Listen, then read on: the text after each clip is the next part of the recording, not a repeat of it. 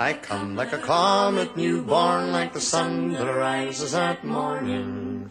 I come like the furious tempest that follows the thundercloud's warning. I come like the fiery lava from cloud-covered mountains volcanic.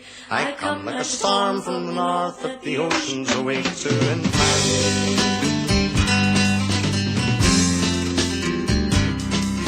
I come because tyranny planted my seed in the hot desert sand. I come because masters have kindled my fury with every command.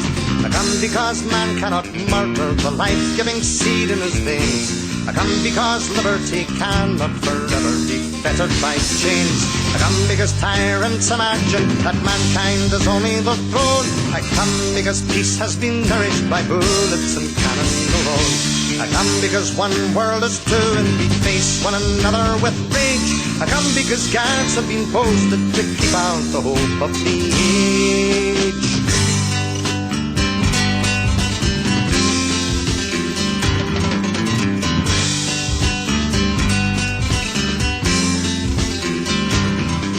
From earliest times the oppressed have awaked me and called me to lead them. I guided them out of enslavement and brought them to high roads of freedom. I marched at the head of their legions and hailed the new world at its birth. And now I shall march with the peoples until they unfetter the earth. And you, all your sanctified money bags, bandits anointed and crowned, your counterfeit towers of justice and ethics will crash to the ground. I'll send my good sword through your hearts that have drained the world's blood in their lust, and smash all your crowns and your scepters, trample them into the dust. I'll rip off your rich purple garments and tear them to rags and to shreds, and never again will their glitter be able to turn people's heads. At last your cold world will be robbed of its proud hypocritical glow, for we shall dissolve it as surely as sunlight dissolves the deep snow.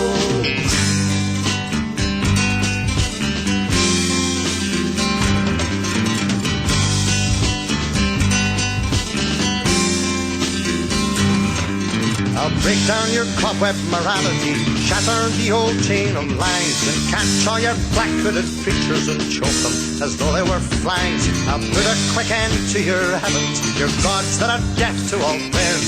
I'll scatter your futile old spirits and clean up the earth and the air. And though you may choke me and shoot me and hang me, your toil is in vain. No dungeon, no gallows can scare me, nor will I be frightened by pain. Each time I'll rise from the earth and break through all your weapons of doom, until you are finished forever, until you are dust in the tomb.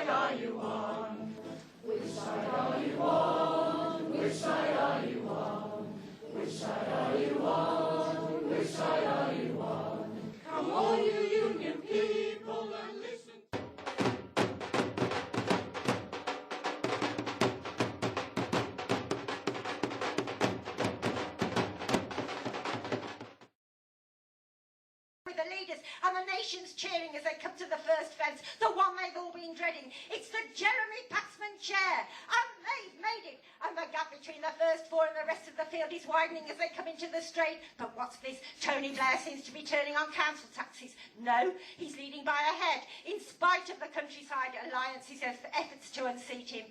And they're all galloping madly down the manifesto trail. Michael Howard swerves neatly to avoid question time. And Charles Kennedy's kissing the baby, which brings him almost level with the leaders. Kilroy Silk's well and truly out of the running now. Roger Nutland's going backwards out of Europe. And there's confusion at the hedge against inflation. Nobody can see a way over it. So they decide to go through and leave the Green Party to clear up the mess. And it's into the home straight with only 4 days running to go. Kennedy looks exhausted. Michael Howard's fading. Gordon Brown's looking for a photo finish with Tony. But it's anyone's race.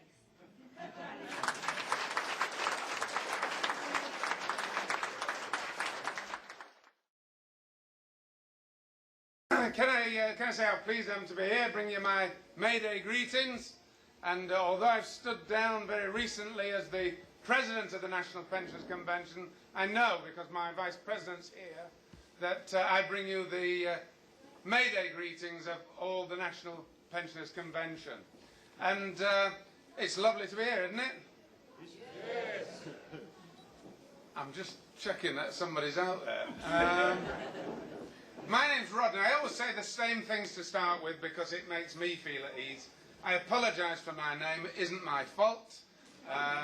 My mother named me after a ship that sank, which is a bit odd, but there you are. And I was born illegitimately, that's absolute fact. I like to tell the truth. So I am what Mrs. Thatcher thought I was. I'm just not a rich one. And I'm not a lazy one either. In pension age, it doesn't mean you're brain dead, does it? You know? The idea that, well, pensioner now, as though somehow, well, that's it then, isn't it? There's only one thing more to do. Well, millions of pensioners are strong, are vital, are dynamic. Some of you might not like this either. I'm not really bothered. You're not going to have me here again. I'm a supporter of gypsies and travellers. You know? And I know they've got some rotters. In the same way as the elderly population have got some rotters, you know? Not all these groupings are perfect. But the fact is that it was the Tories that got rid of the 1968 Act, which allowed travellers to find places that they could settle their caravans. It's gone now. That doesn't exist. That's why we've got the problems. You're one I particularly remember. Any of you are over pensionable age.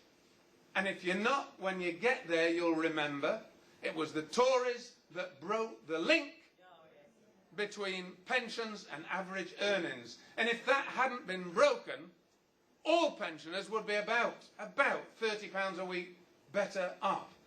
I say that young people and old people should stand together, and I thought that song was great. Yeah? Young people and old people. I also think that black and white should stand together. Yeah? Yeah? Know that not voting at all is not good. And I know there are people with all sorts of political party affiliations in here, and perhaps some have none. But my view is that you ought to vote. And I think that what it cost people, men and women like us, all those years ago, just to get the vote, to then say, oh, I'm not going to vote, I don't like any of them, I think is, I just don't think it's the right thing to do. Here's another something. Does anybody remember September the 11th, 2001? 2,500 of us died. A bad day for the planet. Do you know how many old people died that winter here in rich Britain?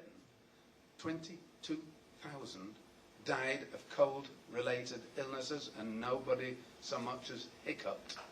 22,000 died of cold-related illnesses in Britain in the winter of 2001, as against 2,500 who died in the Twin Towers disaster.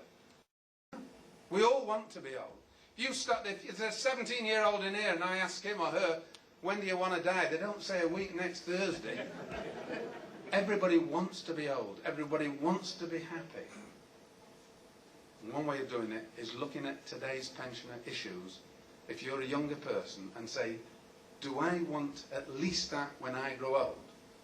And if you do, stand with today's pensioners. And if you're a pensioner already, stand with all other pensioners in the National Pensions Convention. Make sure you put your cross on the 5th, and make sure that after that you continue to work for a much, much better society. Thanks very much.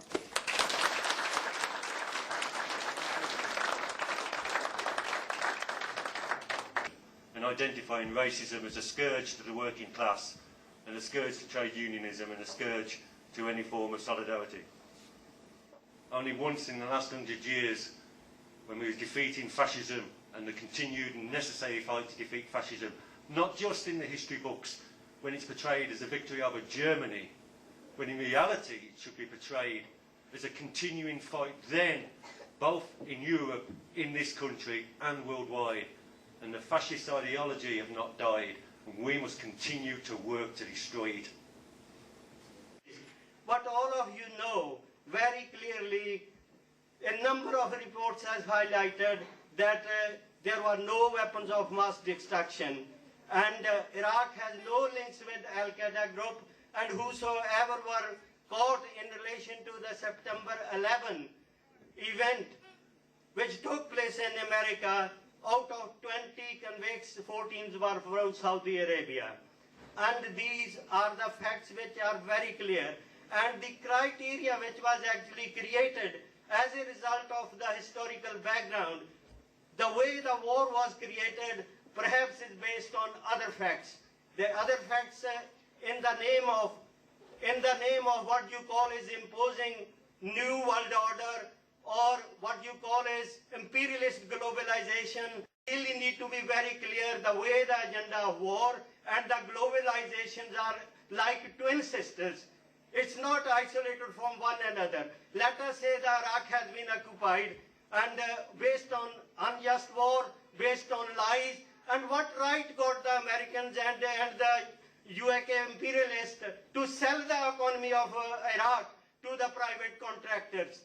Would you accept it that your house should be sold by me if I'm your next door neighbor? It is a kind of a terrorism which has been imposed. इस वारी हाँ लेके आए वक्री एक फुलकारी एक वक्री फुलकारी नीलू जी पंजाबियों का सुभाव फुलकारी नाल कितना मेल जोग खाना था I would just like for us to take a few moments in respect for a comrade of ours, a founding member of the May Day Committee, Kamaljeet Rana Singh, who died last September. Kamaljeet was a trade unionist, an internationalist, a peace campaigner and a socialist. He was also a very close comrade of the May Day Committee and activist in Wolverhampton. We'll miss him greatly, and he's a great loss to the movement, both in Wolverhampton, nationally and internationally, and he'll be missed. Can I please ask everyone to stand to mark a few moments in respect.